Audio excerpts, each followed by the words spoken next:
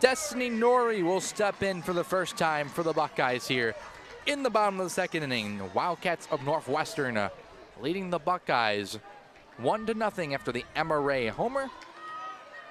In the top half of the inning, Buckeyes looking to respond. Norrie swings at the first pitch, bangs it down the line just outside of the bag, will go foul. Norrie at first base here tonight, 300 on the year with a .955 OPS, has homered 3 times on 12 RBIs. 2 of those homers came just in one series, and that was a couple weekends ago as they were in Lexington, Kentucky, and she had a blast in those games against the University of Kentucky. She takes off the plate for ball 1. Ashley Miller out for her second inning of work, allowed 1 hit in the first inning with 1 strikeout in 4 batters face. Delivers a little bit of a changeup, it looked that time, on the outside corner, and Norrie's in the 1-2 hole. As Miller will step outside of the white chalk circle here in the center of the field. All dirt infield at Buckeye Field. Here's the 1-2. Bounced in there, drop ball got away, 2-2. Two-tone outfield, nicely crafted to perfection here with the block O painted gray at center field. What is a beautiful night for softball to start this Big Ten slate at home for the Buckeyes. 2-2 pitch is looped into the first base side. Sliding and not making the catch was Muno over there, but she gave it a good effort. Our view is kind of obstructed by that first base dugout, but almost looked like she made the sliding catch. Heck of an effort, just nothing to show for it.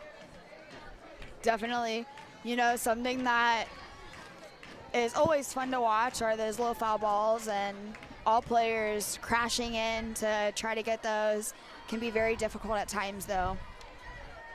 Miller's 2-2 pitch, swing and a miss. Ball's in the dirt, throw on to first to complete it is in time by the catcher Ray. And the second strikeout of the game for Ashley Miller.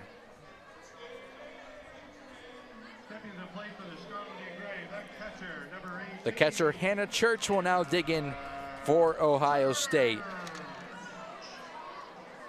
Was smoking the ball left and right against Dayton. Was 2 for 3 in that one.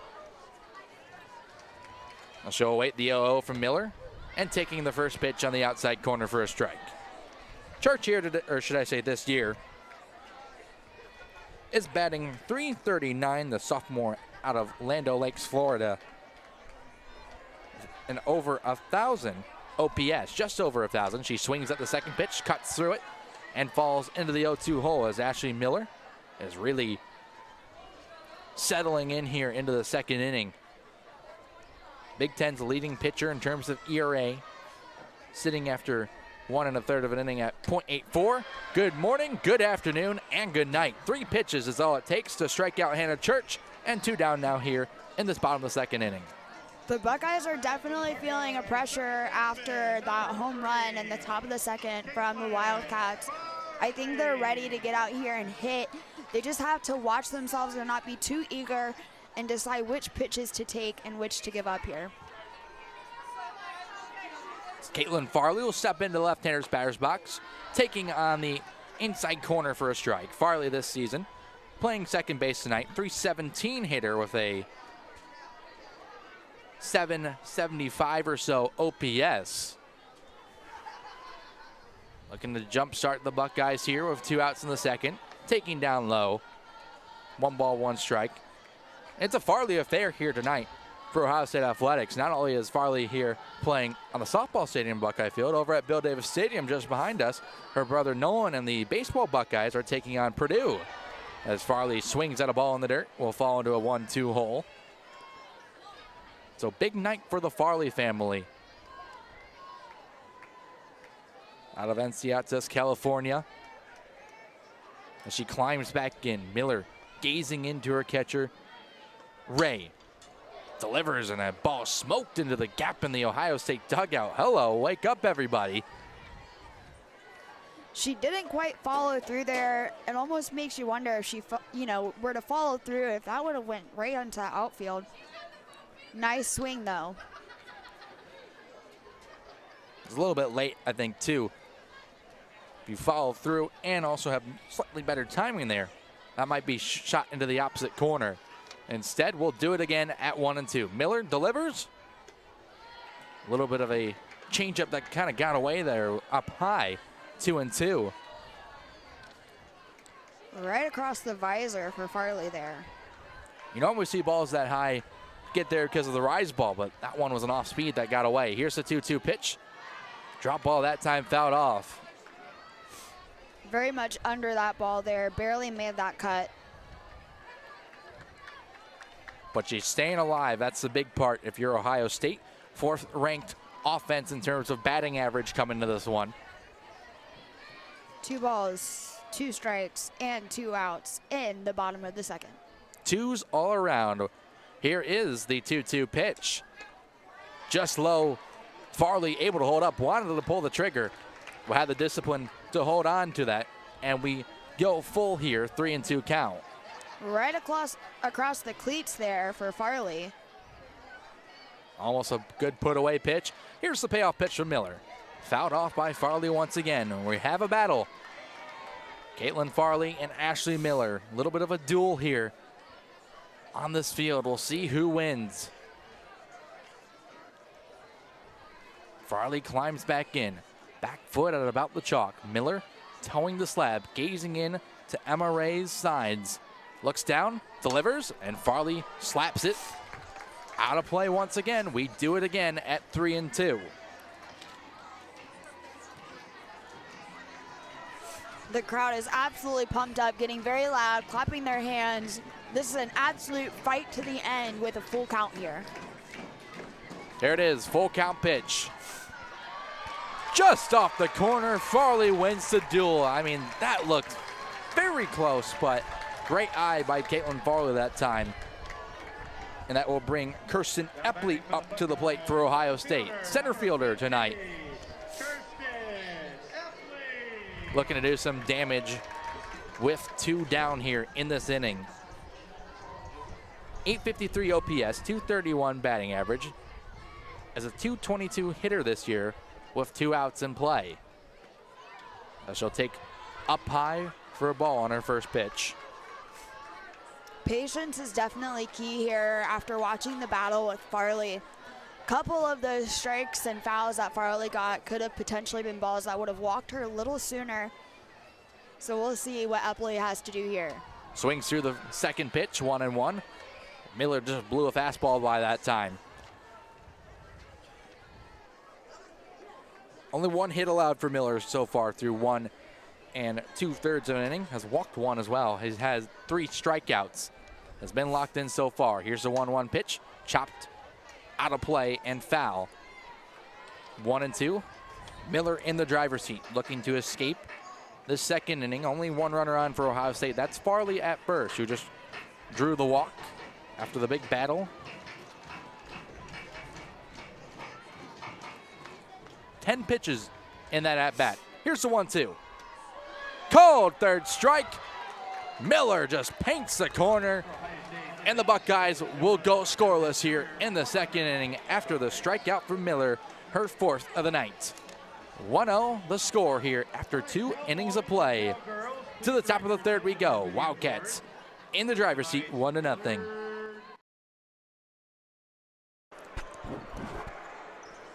Gale working off a Zedkey screen, kicks it to Scotty Middleton, who got Farrakhan to fall, puts up a jumper, and it's just been that type of last 2 games for Middleton. Offensive rebound, 3-pointer, who else but Roddy Gale Jr. 20 points now for the Buckeye sophomore. And he just turned into a Michelangelo statue. He just held up the flick of the wrist and knocks down the 3. Patrick Sumnick now just outside the right elbow.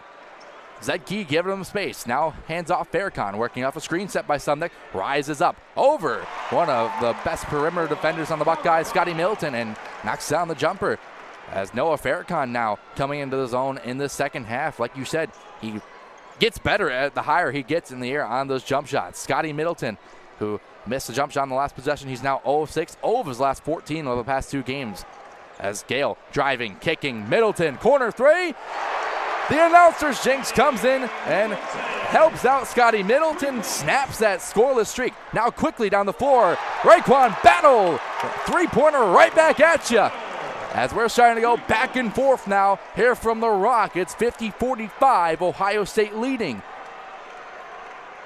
Bonner inside for Jamison Battle. Back out Bonner. He thought about a three. Now into the corner. Middleton. Does he have two in a row? No, he doesn't. Rebound.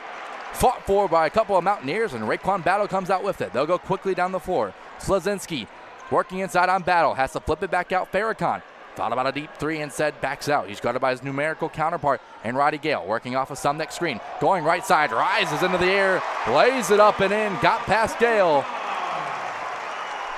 He just twirled right of the lane there. Spun around Gale, and he was already on his way when he got to the rim, and all he could do is finger roll. As Bonner working off two screens, kicking into the corner, it's Gale. Got a man to fly by. Now flipping it back out. Right wing Battle, deep three, bingo! 53-47, Jamison Battle, third three for him tonight, and a timeout taken by head coach Josh Eilert as the Buckeyes extend the lead 53-47, 8:24 left to play here in the second half. Emily Londa, who has accounted for 7 of the 16 points for Ohio State, sends it away. Free ball, Ragler tips it to the net. Kept alive by Tuman, sets it up far side for Thorpe. Blocked out the net by the Spartans. It was Evie Dozema and Zuzana Kulig that time for the block, and Michigan State picks up the point. And I believe Michigan State got away with a little net interference. Zuzana Kulig might have hit the net a little bit while going for the ball, but point for the Spartans. They serve. They'll take it.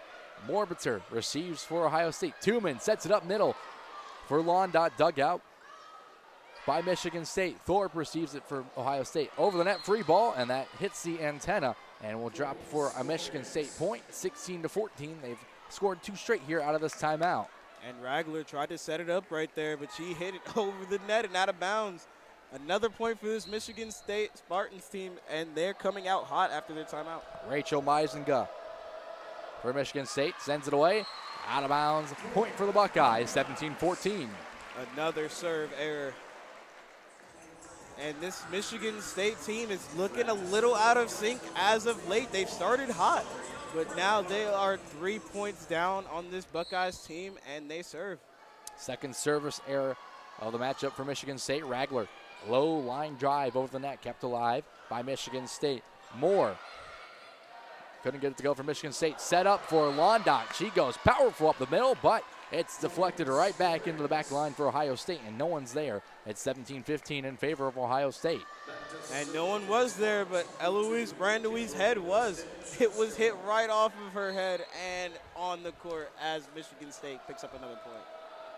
Stanishevka for Michigan State, ready, and sends it away. That one just into the red flooring outside of the gray playing surface. That one was pretty close, but that's another service error for Michigan State. That was pretty close. Chelsea Thorpe was back there with another of her Buckeyes teammates. They were close to hitting that one, but at the last second, pulled off. Luckily, went out of bounds. Lauren Murphy serves for the Buckeyes. Stanishevska there on the back line to receive. Set up for Hold'em, who leads the Spartans and kills Tuman, drops it in with the left hand, faked the set, and said just taps it over with the left hand, and another timeout taken by Michigan State.